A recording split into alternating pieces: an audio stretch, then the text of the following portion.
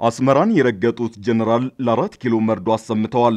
በትግራዩ ጦርነት ወቅት ጸረ ኢትዮጵያዊ አቋም ሲያራምዱ የነበሩት ጀነራል አልቡርሃን በድንገት አስመራ ተከስተዋል። በሶማሊያ ግብጽና ኤርትራ መሃል ተፈጥሮ የነበረውን የሶስትዮሽ ጸረ ኢትዮጵያዊ አቋም ከተበተነ በኋላ ዛሬ ደግሞ ሌላ ሶስትዮሽ ጸረ ኢትዮጵያዊ አቋም ሊፈጠር እንደሆነ ፍንጭ ታይቷል። ሱዳን ሶማሊያን ተክታ የሶስትዮሽ ጥምረቱን ተቀላቅላለች። አልቡርሃን ከኢሳያስ ጋር በ4 ኪሎ ጉዳይ የመከሩበትን ጉዳይ ይዘናል፣ እናስደምጣቸዋለን። በሸዋ ሁለቱ የፋኖ ድርጅቶች እርስ በርስ እየተዋጉ ነው። የእስክንድር ቡድን ከህወሓት ጋር የሚሰራውን የዘመነን ቡድን አጠቃሎ ካለ በኋላ አሁን ደግሞ ቤቱን ወደ ጀነራል ተፈራ ዙሯል የሚል መረጃ እየተሰራጨ ነው። የእስክንድር ቡድን ጀነራል ተፈራን ለማጥቃት እየተንቀሳቀሰ ነው የሚል መረጃ በዚያው ጎራ በኩል ወጥቷል። በሌላ በኩል በዛሬው ዕለት ከህወሓት ጋር የሚሰሩ የፋኖ አደረጃጀቶችን የሚያወግዝ ሰልፍ ተደረገ ሲል እስክንድር የሚመራው የሸዋ ፋኖ አስታውቋል። እናስደምጣቸዋለን። የጀነራል ታደሰን ፕሬዝዳንት መሆን እንዳምንበት አብይ ሊያሳምነኝ ሞክሮ ነበር ሲሉ ጌታቸው ረዳ ተናገሩ። ጀነራል ታደሰ ከኔ እኩል ተጠያቂ ነበር ያሉት ጌታቸው እንደሚጸጸቱም ገልጸዋል። ከኤርትራ ጋር ስለሚገናኙ የህወሓት አመራሮችም ያልተሰማ ሚስጥር አጋርተዋል። እንቃኘዋለን። ነስልን ውድ አንድ አፍታ ቤተሰቦች ሰላምታችን በያላችሁበት የዓለም ዳርቻ ይድረሳችሁ። ከአንድ አፍታ ለአሁኑ መደመጥ አለባቸው ያልናቸውን ዜናዎች ወደ እናንተ የምናደርስበት ሰዓት ላይ ተገኝተናል። አብራችሁን ትቆዩ ዘንድ ግብዣችን ነው።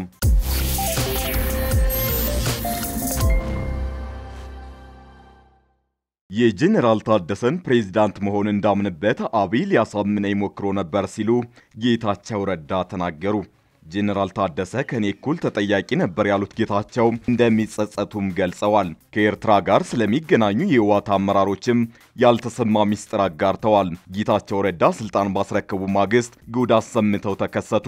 በእርግጠኝነት ምነግራችሁ ነገር ቢኖር በትግራይ ፖለቲካ ውስጥ መሳተፌን እቀጥላለሁ ሲሉ ነው የተደመጡት። ጌታቸው ከአንድ ዓለም አቀፍ ሚዲያ ጋር ቃለ ምልልስ አድርገው በርካታ አነጋጋሪ ጉዳዮችን አንስተዋል። ጊዜው አስተዳደር ሆነው በቆዩበት ጊዜ ጸጽቶኛል ያሉበትን ጉዳይንም ሲናገሩ ተደምጠዋል። አያይዘውም ስልጣን ስለለቀቁበትና ጀነራል ታደሰ ወረደ እንዴት ፕሬዝዳንት ሆነው እንደተመረጡ በቃለ ምልልሳቸው ወቅት አብራርተዋል።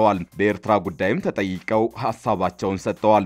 አሁን የተመረጠውን ጊዜያዊ ፕሬዝዳንት ቅድሚያ ሰጥቶ መስራት አለበት ያሉትን ጉዳይንም በማንሳት ለጀነራል ታደሰ ምክር ሐሳብ ሰጥተዋል። ጌታቸው ስለ ጀነራል ታደሰ አነጋጋሪ ጉዳዮችን ለቢቢሲ ተናግረዋል። በብዙዎቹ ውድቀቶች ላይ ከሌሎች ሰዎች በተለየ ከኔ እኩል ተጠያቂ ነበር ያሉት ጌታቸው ስለዚህ እኔ ከተኩበት ቀጥሎና መከናወን ባለባቸው ጉዳዮች ላይ ማስተካከያ እንዲያደርግ እጠብቃለሁ። እርግጥ ነው የፓርቲውን ችግር ለመፍታት አስማታዊ መፍትሄ ማምጣት ስላለበት ስራው ተቆጥሮ ተሰጥቶታል ብለዋል። ቀጥለውም ፓርቲው ፕሬዝዳንቱን እንደሾመው ያስባለ ጠቅላይ ሚኒስትሩ ደግሞ ራሱ እንደሾመው ይናገራል። እንዳለመታደል ያጋጥመዋል ብዬ የማስበው አንዱ ተግዳሮት አሁንም ስልጣኑን ጠቅልሎ ለመያዝ ከሚፈልገው የህወሓት አንጃ የሚመጣው ከቁጥጥር ውጪ የሆነ የስልጣን ጥማት ነው። ይህን የሚጋፈጥ አቅሙና ክህሎቱ ይኖረዋል ወይ የሚለው ጉዳይ የሚታይ ይሆናል።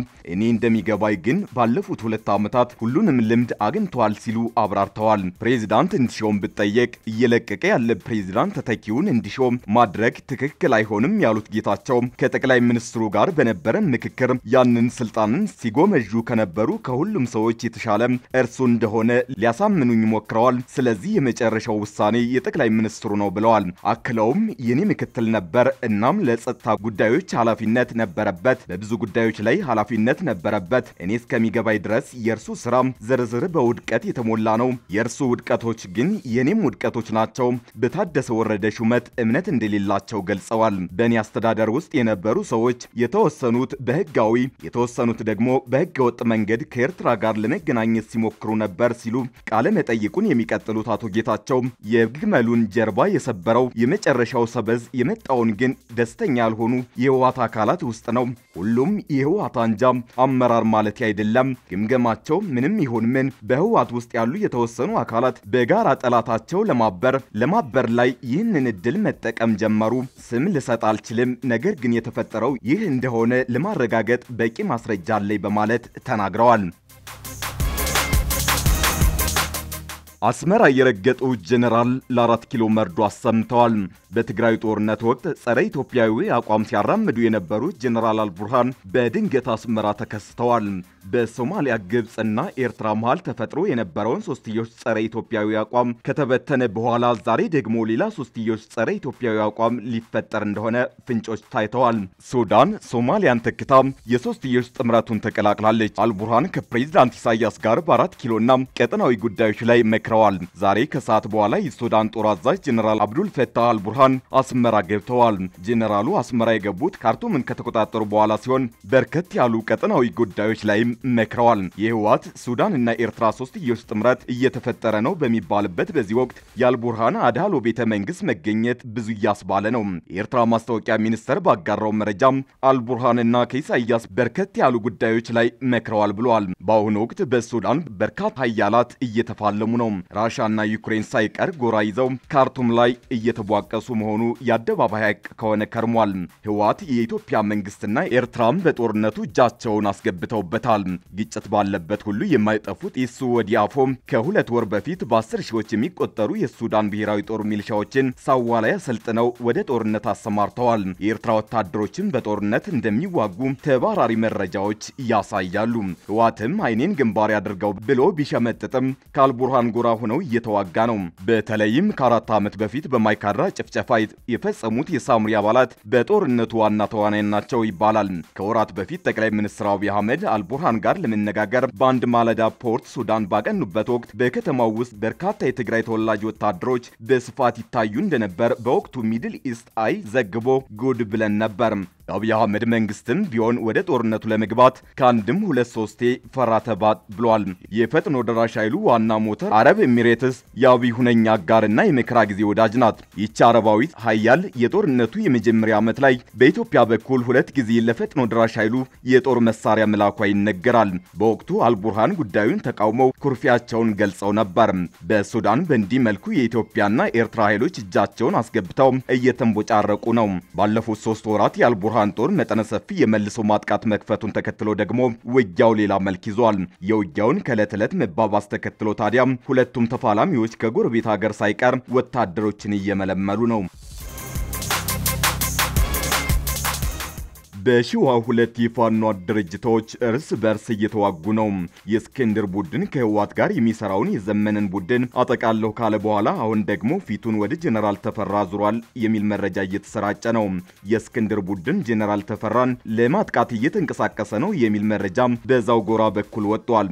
በሌላ በኩል በዛሬው ዕለት ከህወሓት ጋር የሚሰሩ የፋኖ አደረጃጀቶችን የሚያወግዝ ሰልፍ ተደረገ ሲል እስክንድር የሚመራው የሽዋ ፋኖ አስታውቋል። በሽዋ የሚገኙ 2 የፋኖ አደረጃጀቶች እርስ በርስ እየተታኮሱ ነው።